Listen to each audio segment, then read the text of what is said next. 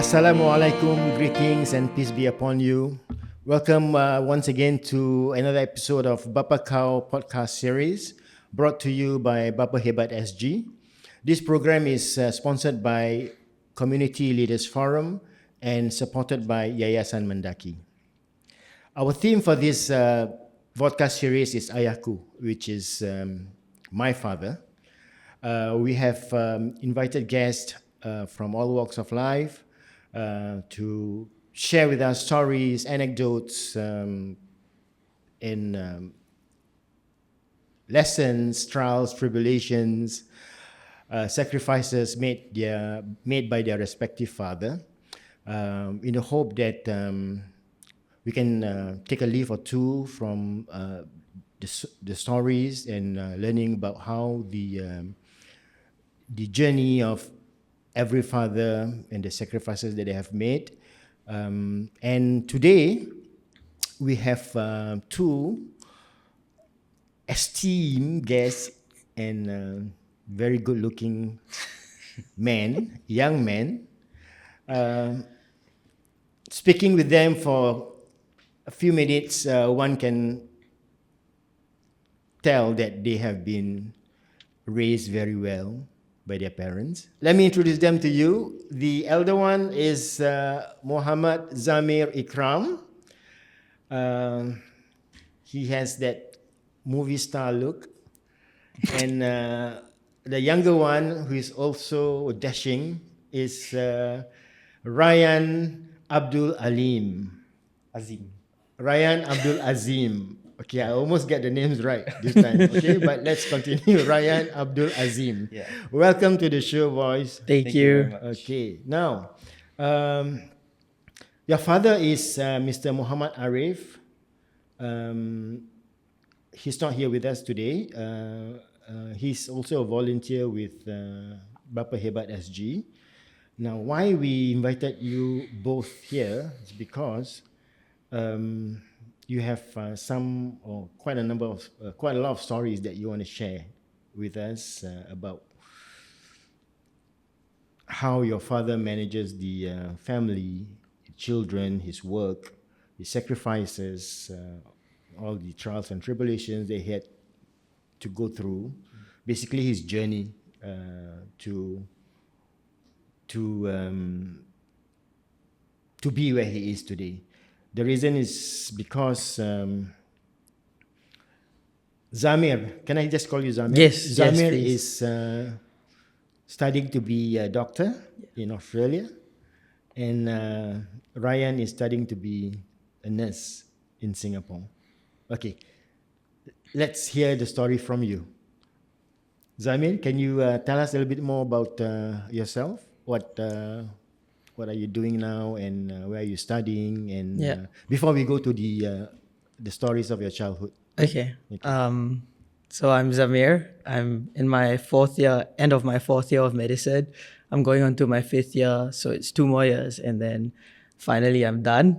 So I've been in Australia for the past 4 years. It's been quite difficult, quite different. But yeah, I treasure every moment when I come back to Singapore. So this is like, it's heaven on earth for me. Okay. Yeah. And earlier when you were talking, you mentioned that you actually got into the law faculty. Yeah. In Singapore, in NUS, right? Yeah. But you decided to forego that and choose medicine instead. Yeah. Right? Why is that? Oh, it's like an interview question. Why medicine? There's so many reasons.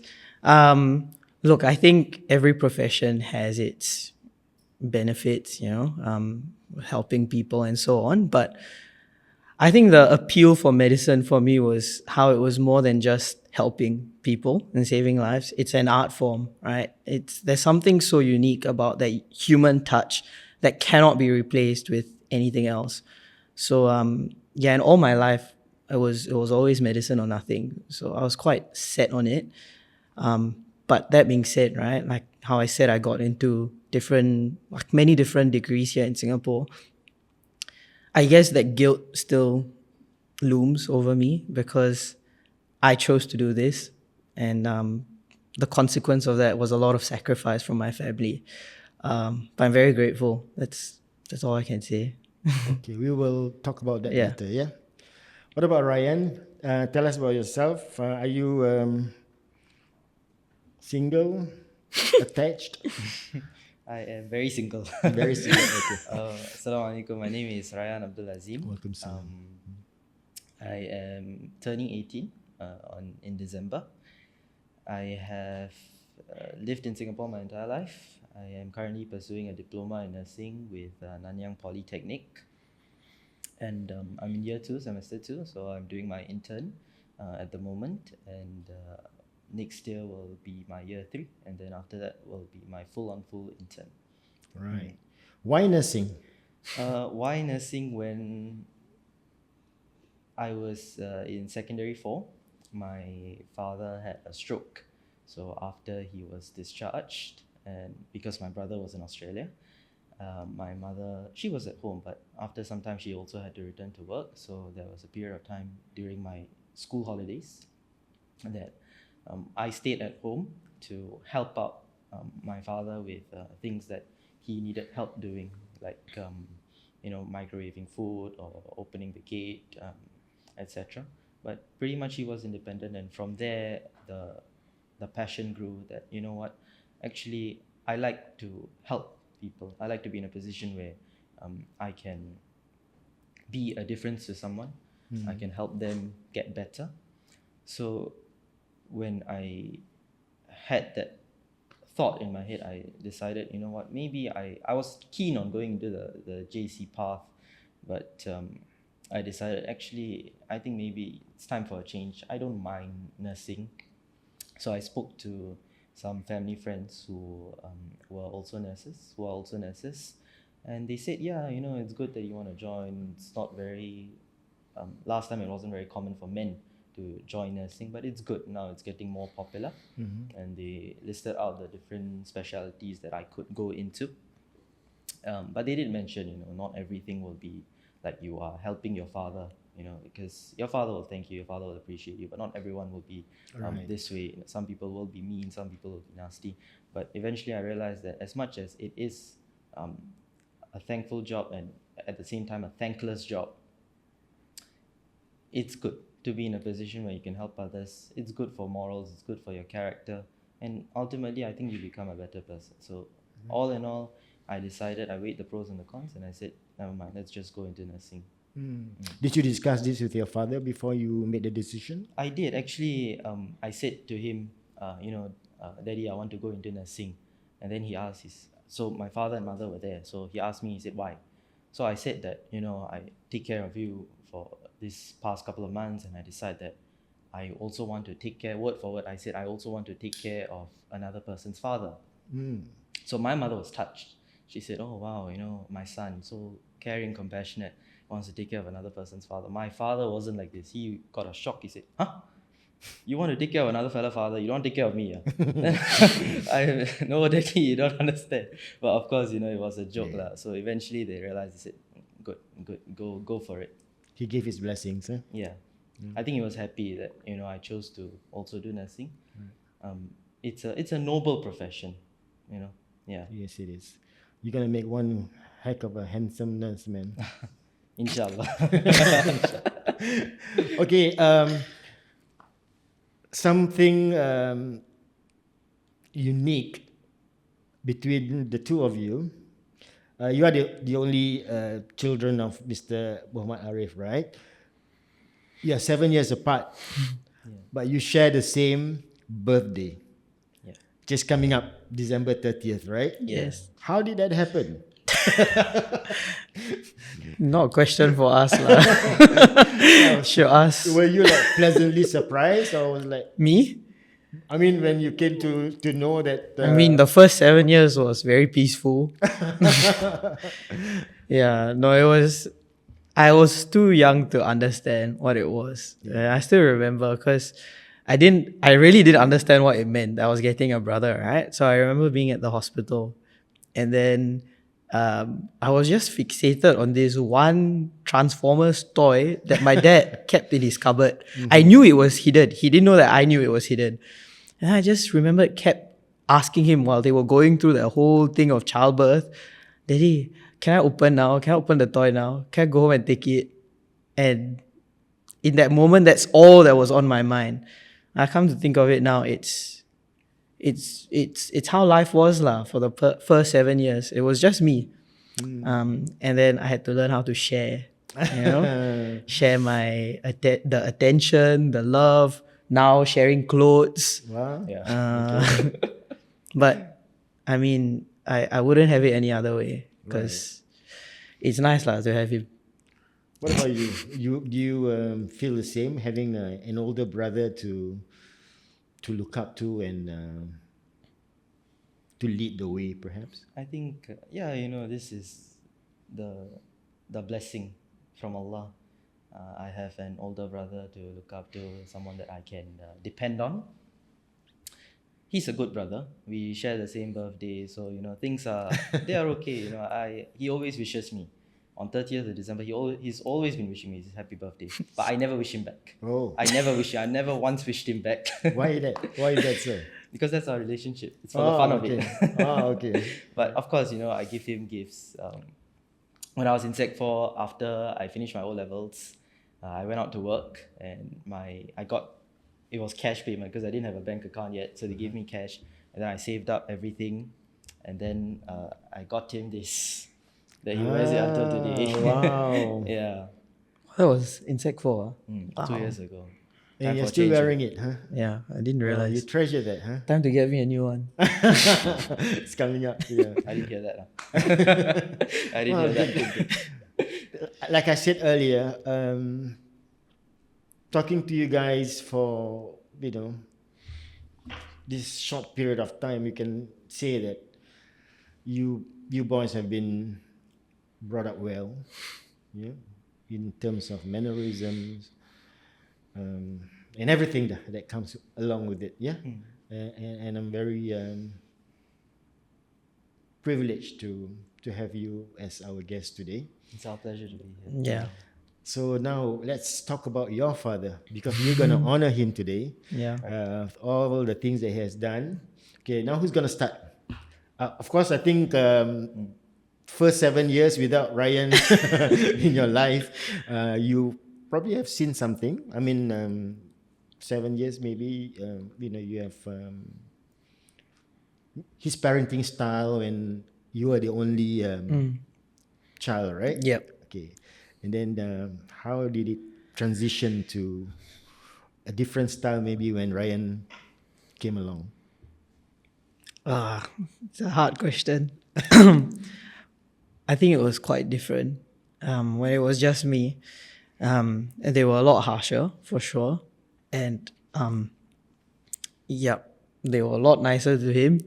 Well, in my eyes at least. But the sacrifices they made for me, this is one thing about my dad. He doesn't openly show love. He does things in his quiet, very subtle ways, and that's how you know. And I think it took me a while to realize. I had to grow old for me to realize that as I'm going through life and learning how to be a son, a doctor, whatever, they're also learning. It's their first time being parents also.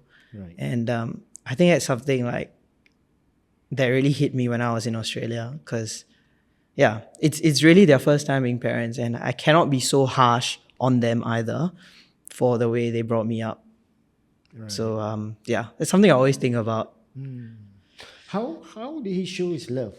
I mean, in what form? Like I said, it's the quiet small things that he does. Like, for example, he'll force me to eat. Okay.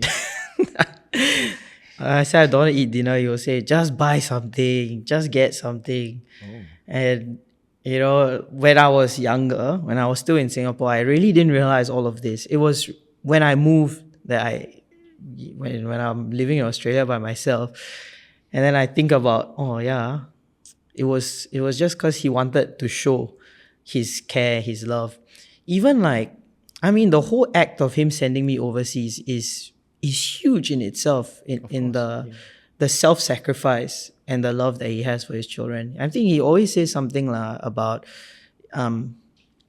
not stopping your dreams. Like he always says something like, we encourage you to dream, all right? We ask you to come to us and tell us what your dreams are. So when you come to us and you tell us what your dreams are, how can we say no to it? Right. I think that's testament to his love. And I remember, I think the day it hit me was the day he left Australia with me. So when we first went in 2022, it was just me and my dad. My mom and my brother didn't come. So it was my dad and me for about 4 days to help me settle in. Then on the day that my dad was supposed to leave, I remember there's a light rail outside of my university. It's like an MRT that will bring you to the central station. He didn't want me to send him to the airport. So I remember saying bye. And that's like the first time I properly saw my dad cry. Wow. And it was damn emotional lah. I still think about it till this day because he helped me set up my room. He did so much for me when we just got there. And to think that my dad is now in this condition he's in with his stroke, and he couldn't have helped me now, right? So I'm very grateful for all that. Yeah. Okay. Wow. Okay, we got so much to share. Yeah. Ryan, do you have any memories of how your dad's parenting style, as far as you can remember back then? I think he was strict in his upbringing. Together with my mom, they were strict, but in a sense it was tough love. They wanted you to have good character, good morals, but they were never rude or harsh. They would correct you if you were disrespectful, if you were rude. Yeah. And I didn't like it then, but of course, I appreciate it now because I am who I am because of that upbringing, because of what happened. He was fair. I think he was very fair. He always weighed the pros and cons. When I made a decision, he would weigh the pros and cons of why I made the decision. If I told a lie, he'll weigh, why did I lie? Was it a good lie? Was it a bad lie? And then he'll give his judgment. So I think he was fair. He was also determined. He was very determined in succeeding. And I think I spoke to you earlier. I told you that his principle, together with my mom, their principle was the next generation has to be better than the current generation. And they worked very hard to make sure that that was the case. They did not want to let us down. They were working hard. They made sure that we got our education. And one of the most striking moments for me was when my father had a stroke. It was 4 a.m. on the 31st of May. It was 4 a.m. on the 31st of May in 2023. I was sleeping. My mother came into my room. She knocked the door. She came in. She woke me up. She said, Daddy had a fall. I already called the ambulance. We're going to the hospital. And at that time, it was during my June holidays, but my school had some practice sessions for O-level. So they gave you practice papers that you come to school to simulate how O-level would be like. Right. So she told me, she said that we'll go to the hospital. You go to school. Once your time is going to school, you go to school. So I came to the room. I walked with my mother. My mother was in front. I walked behind her. We went into the room. I saw my father just sitting there. And in that position, he had a stroke. His arm was here. He had a fall also, so his face was all bloody. In that position, he looked at me. He said, we are going to the hospital. You will go to the school and do your practice paper. And then I told him, I said, no, Daddy, you need to understand, this is not graded. This is just a practice. They just want you to simulate how the exam will be like. And this is not the only paper. There are so many other papers across the entire holidays. I can go for the other one. He said, just go for your paper. So I said, okay lah, in that position, I don't want to argue with him, etc. Right? So eventually the paramedics came. They said, okay, we are going to bring him to the hospital and blah, blah, blah. So they got him on this. The stretcher was outside, but they had to carry him. I'm not too sure what that thing is called. You got to carry him Gurney. Gurney, is it called gurney? So you got to carry him. So there were 3 paramedics and then there was me. So they held on the 3 sides and I held on the last one. So we brought him out and there was three steps that we had to go down. So we went down, we went outside the house, the stretcher was there, we put him there. And then my father had asked for a sarong because he was wearing t-shirt and shorts, so he wanted to cover his aura. So he asked for sarong, so we brought the sarong. And then he also asked for a hat. He likes to wear this cap, Under Armour cap. I don't know why, what's so special about it, but he likes it. So he asked for the cap. So I ran in. I ran in, I brought the cap, I brought the sarong, I gave it to him. He looked at me. He was in front, so his head was here. He looked at me, he said, follow the messenger. Don't let go of the prayer. Follow your faith. Study. Don't stop. And then the last one was, take care of your brother, take care of your mother. That's it. He went. So in that position when, I think he understood this is a matter of life and death. He was also as clueless as I was. He didn't know whether he was going to live. He didn't know whether that was it. And in that position, he came up with the sentence. He came up with the principle. He shared with me how I need to continue my life. And as much as I remember a lot of other things about him, that was one of the most striking things, because at that point in time, I realized that, you know what, this is brilliant. This was how he is. This is how I should be when I get older. Take care of the family, even when you are so sick and you don't know what's going to happen. You've got blood all over your face. He said these 3 things: prayer, study, take care of the family. That's all. So, very impactful. Definitely very impactful. Sound like a person who focused on what's important in life. Yeah. Yeah, a lot of priorities. Yeah. So when you heard the news, you were in Australia then, right? So how did you feel, or rather, what kind of emotions you were experiencing then? So much. So many different feelings and emotions. I didn't find out from them. He told me. Oh. Yeah. He called me at 5 a.m. Australia time, and I panicked lah. I thought what happened. And I was asleep. Then I woke up about 6 for Fajr, and then that's when I saw my messages and then what he was saying. Then I called him, and then he told me what happened. I didn't know what it was. At first, I thought it was just a fall, and then I called mom and dad at the hospital. Then they were like, "Oh yeah, don't worry, it's nothing." But it sounded serious, Of course. and I don't know. It's so different because I feel guilty because I wasn't here Yeah. and I couldn't do anything. But they didn't want to inform you or notify you because they don't want to alarm you, right? Yeah. But it was So even at that stage, Yeah. his only concern is his children's well-being. Yeah. because I had exams the next week, and it was quite a big exam. My year 3 exams, right? Year 3, right? Yeah, it was quite a big exam. So guilt lah. I didn't know how to help. I was helpless. I just had to help with the way I could help from Sydney. So I just spoke to the doctors on the phone. My mom just passed the phone to the doctors, blah, blah, blah. Sent all the medical reports. I just asked my lecturers, what do you think of this? Chances of recovery. But it was, I wasn't there for the emotional part of it. Of course, yeah. And